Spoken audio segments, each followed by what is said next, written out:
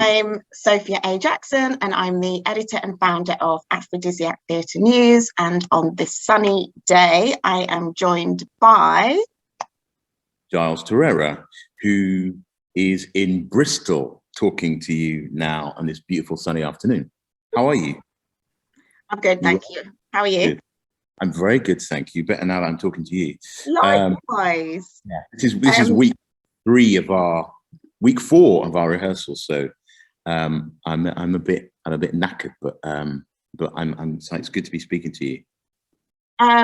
We can talk more about your latest production. I mean, there's so many productions, you're always working, but we can talk about your latest production shortly. But first, I've got my quick fire theatre questions. All right, go. What's your favourite theatre space, please, Giles? My favourite theatre space is the Cotslow Theatre, which is now called the Dorfman, but I know it as a Cotslow, and I secretly refuse to call it the Dorfman. But I love that space. It's the National's studio space, the smallest space. I love it there. Why do you love it, Giles? Because I think I've only done one play in there, but I love watching plays in there, and I love being in there because you get a really amazing relationship between the audience and the performers. Mm-hmm. It's very adaptable, so you can have it. It's a studio space. You can have it any kind of audience on any side. You can be surrounded by the audience if you're performing. So it just means the possibilities are really good, and the relationship with the audience and the performers is always really, really strong. So I love it. I love it there. And is there a production that brings back fond memories of that space?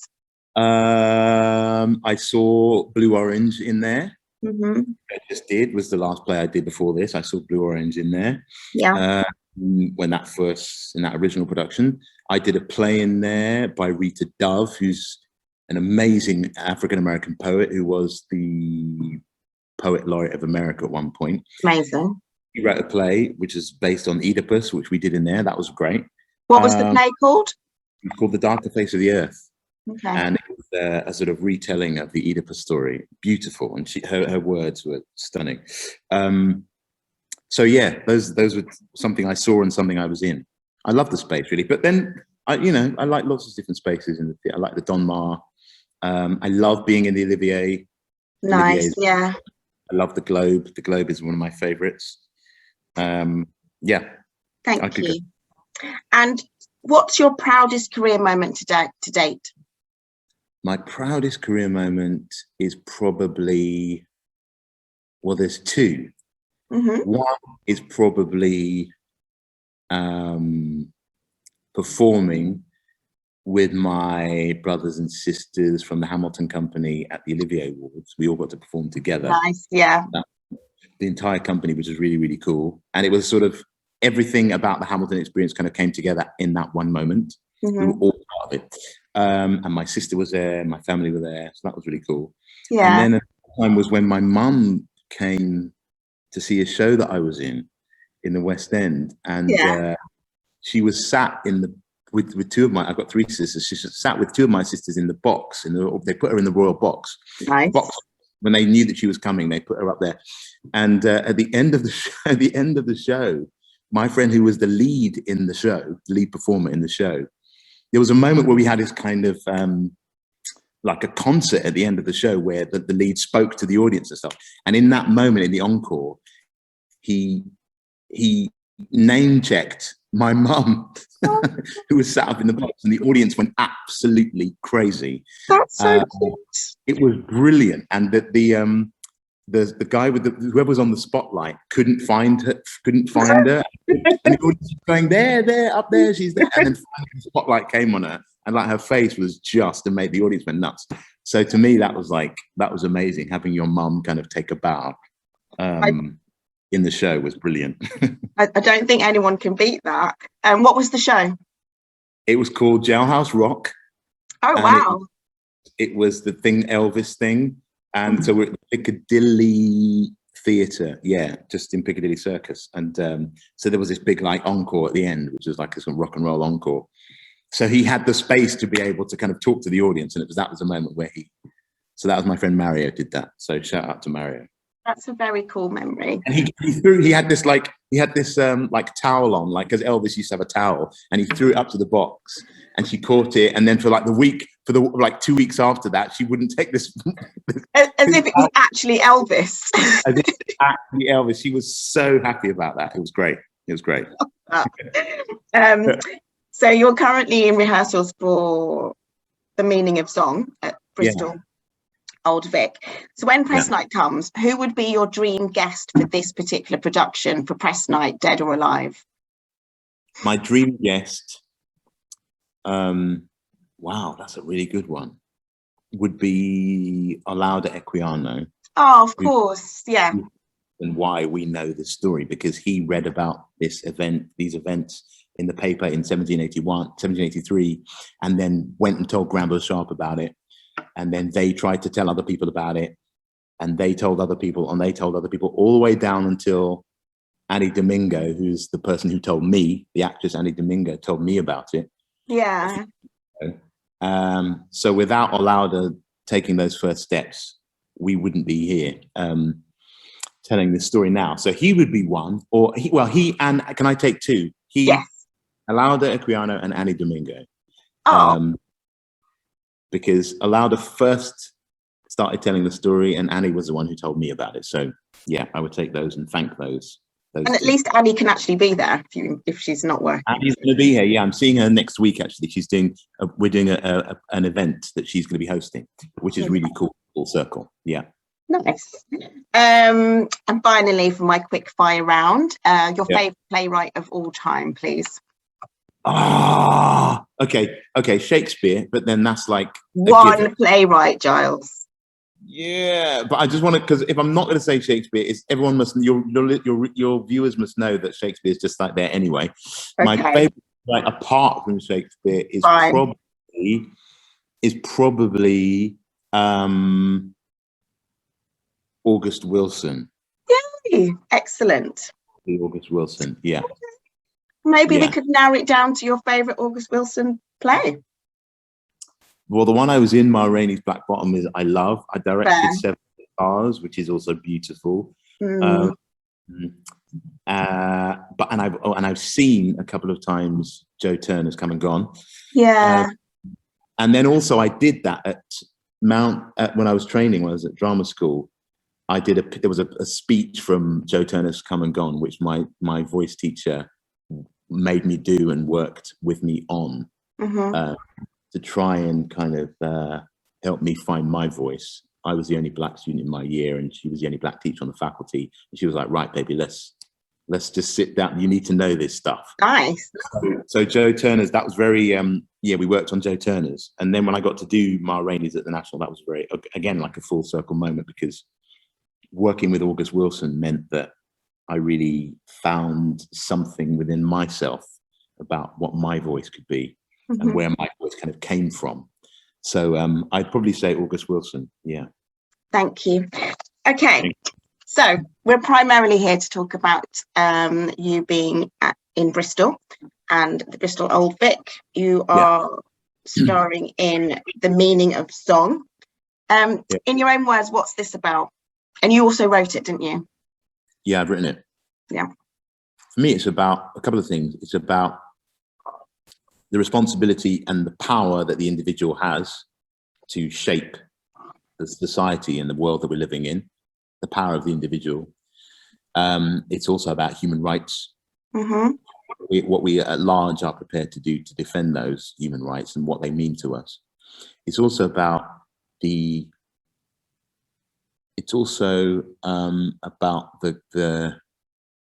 strength and the power and the ingenuity and the genius of my people. That's primarily what I wanted to really explore with this story, is that I come from powerful people who were great before Europe came to Africa, who were great while Europe was in Africa, and who were great after Europe left Africa. Yeah. So it's essentially a story about 3 people who try and take the news of this atrocity, which they believe sums up the horrors of Britain's slave trade. They try and take this story and bring it to the attention of the public so that they can combat the evil of the British transatlantic slave trade. And who are the three main characters? The three main characters, the one I've told you about is Olaudah Equiano, Yeah. who was a free man here in the UK, in London. Mm-hmm. Granville Sharp, who is like the father of abolition, the abolition movement, who was a really interesting character, white guy born in Durham, who was a kind of anti the American Revolutionary War. He didn't agree with that. He was a kind of he was a human rights activist before such a thing existed. So, and he also had a history of helping out Africans in London. Okay. He taught himself the law, so he was able to use his expertise and knowledge of the law to go into court with members of the African community. So he was an ally, essentially. Yeah. So that's why Olaudah Equiano goes to him with this story that he's read in a newspaper about this massacre that's taken place on board the ship. And the two of them then enlist a shorthand writer to be able to go into the trial, the appeal hearing, Mm-hmm. Which comes off the back of this massacre, because essentially the massacre happens because the enslaved Africans on the ship were insured as property, and therefore this event takes place, and the owners of the ship try to claim the insurance when they get back to England, which they do, and the judge fines for the owners of the ship, so they are this amount of £3,000 has to be paid out. Yeah. And jurors then appeal the judgment, and at that point it goes to an appeal hearing, and at that point the heroes of our story, Olaudah Equiano and Granville Sharp, decide to go to court and try and document this horror in order to be able to use it. And they enlist the help of a shorthand writer who we don't know who that person was, but I've created a character called Anne Greenwood, who goes, so it's the three of them then go to the court to try and capture this horror, the details of this horror, so that then they can go and bring the public's attention to the horrors of the transatlantic slave trade, which is massively important, as we know, to the British at that point. So what compelled you to want to write this story, though? Because is it because we didn't learn it in school? Yeah, because I didn't know about it. Yeah. I had no idea. When I was at an event that I was organizing, like a little lunchtime get together with artists and actors and stuff. Annie Domingo was one of them. And as I was walking around trying to be a host, trying to make sure everyone had drinks, I overheard Annie talking about I heard her say the slave ship where they drowned the Africans in order to claim the insurance. That's all I heard. Right. And I had no idea about the story at all. I'd never heard of it. And so I just wanted to know more about it. So the first thing was just to try and research what it was. Yeah. And then the more I knew, the more I realized I didn't know about this. So I thought, well, you know, it was very well documented. The players in the story, Granville Sharp has written his memoir. Olaudah has famously written his narrative. Judge Mansfield, who presides over the case, has got lots written about it. They made a transcript of the hearing. So there was lots of material that existed. And the more I started reading about it, the more I thought, well, actually, I could make a connection between my lived experience now and the things which I feel are problematic about our society and destructive about our society. I can make a direct link to the period that the Zong happens in. And so to me, the Zong happens in 1783. So the 1780s is this massively influential decade where at the beginning of it, you've got the American Revolution. So America as a country is born right at that moment. And at the end of that decade, in 1789, you've got the French Revolution. So you have this massive upheaval of human rights, of liberty, of freedom, at the same time as you have these empires being formed, and it's all formed off the back of slavery, and that's the transatlantic slave trade. So the legacy of what that period was is kind of what we're living now. So to me, it helps me to understand much more 2022 by knowing where 2022 kind of came from. Our kind of financial systems, our education systems, our class systems. Yeah. It all comes from that period. So for me, it's like, it's important to know, one, where our modern day world kind of society comes from. And also, I wanted to, the reason why I thought I really, that's the big context. The small context, the literal context in terms of a story, is because within the story, we hear about two Africans. Now, what I do, you know, my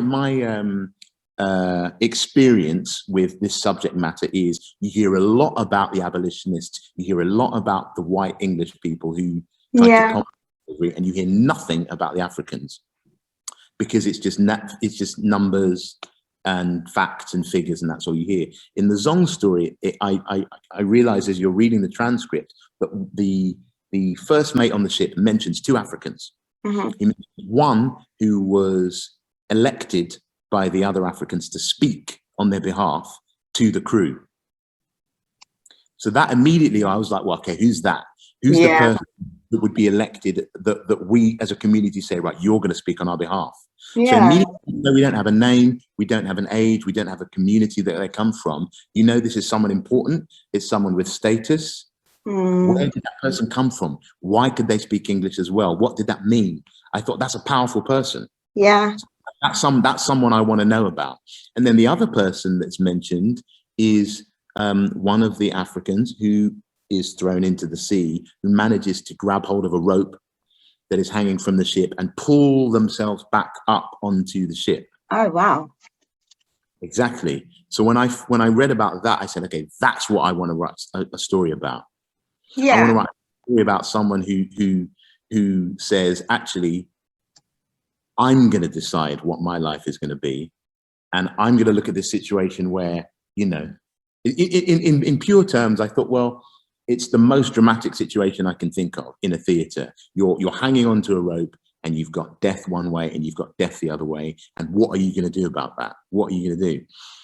So for me, I was like, I want to know about these two people who were powerful and who had the strength to kind of decide what their life was going to be and what their fate was going to be. And really, it was just a case of going, I want to know who they were. I wanted to find out who those people were.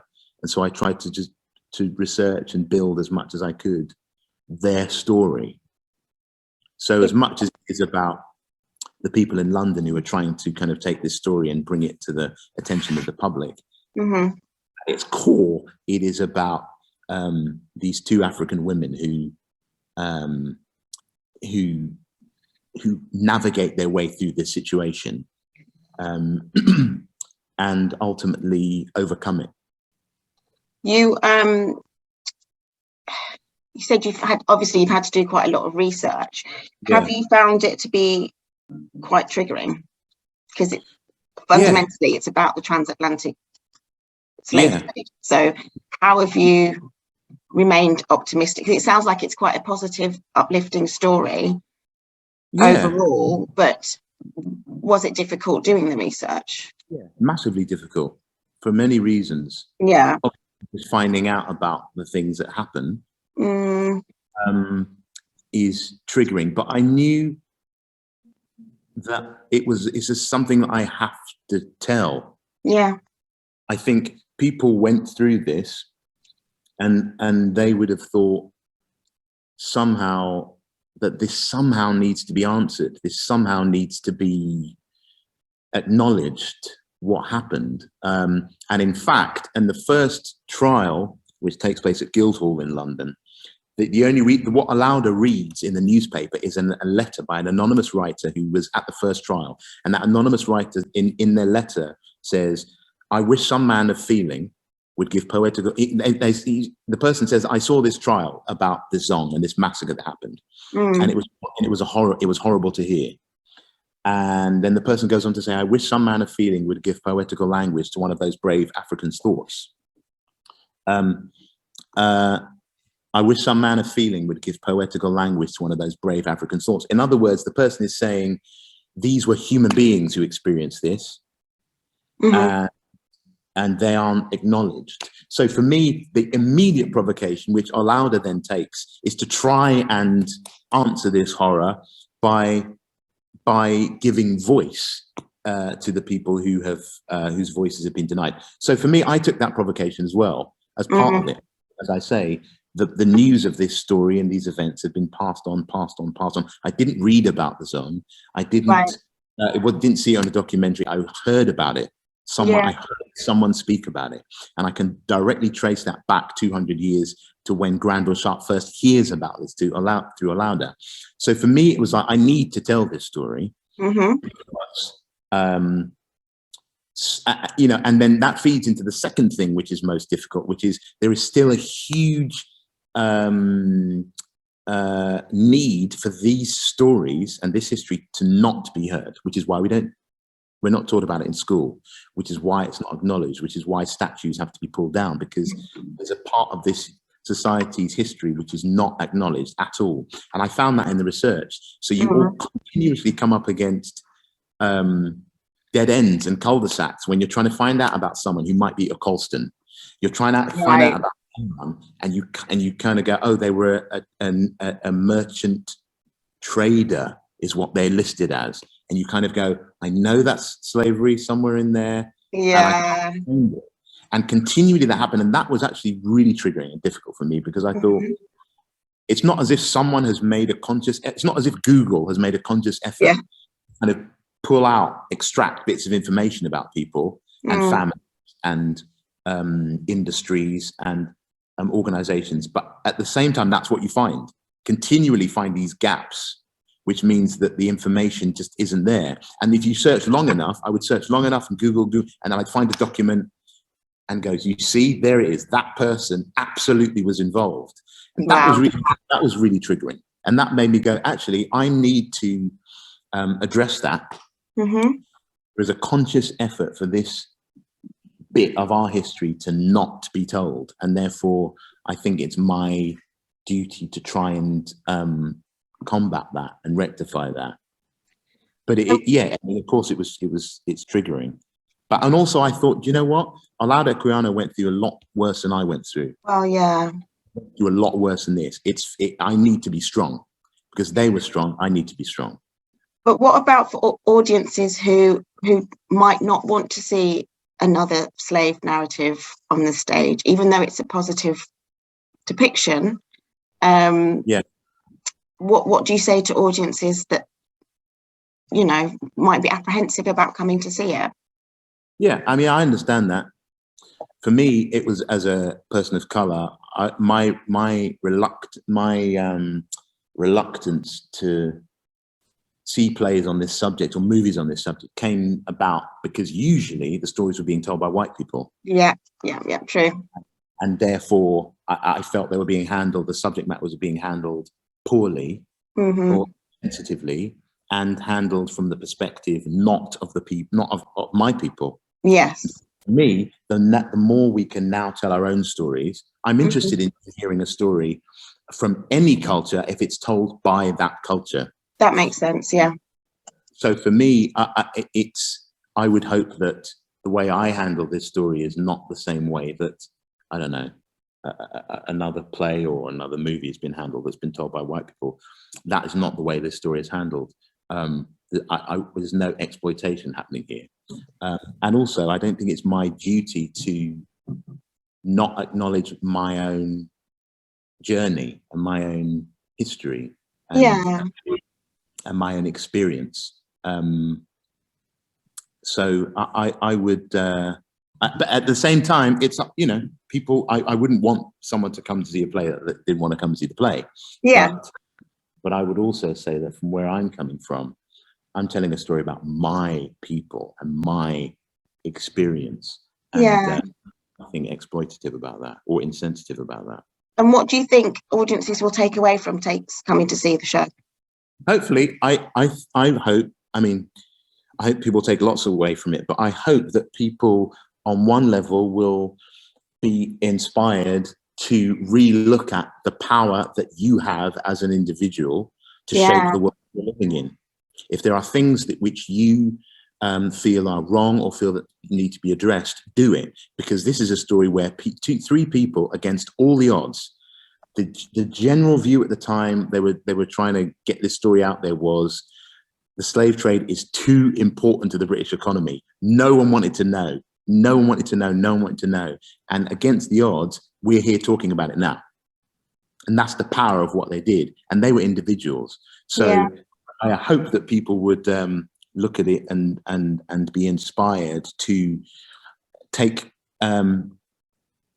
courage in the fact that, you know, we all have an ability to shape our own world. And especially now when the idea of free speech and the idea of being able to protest and raise your voice and use your voice, demonstrate your voice, that is completely under threat. So even more now than ever, I think as individuals, we need to know, if I care about something and if I feel strongly enough about something, I'm going to have to step up and do something about it, because that's what the story of the Zong is about. And so I hope people will be inspired by that. That is an incredible way to end our interview.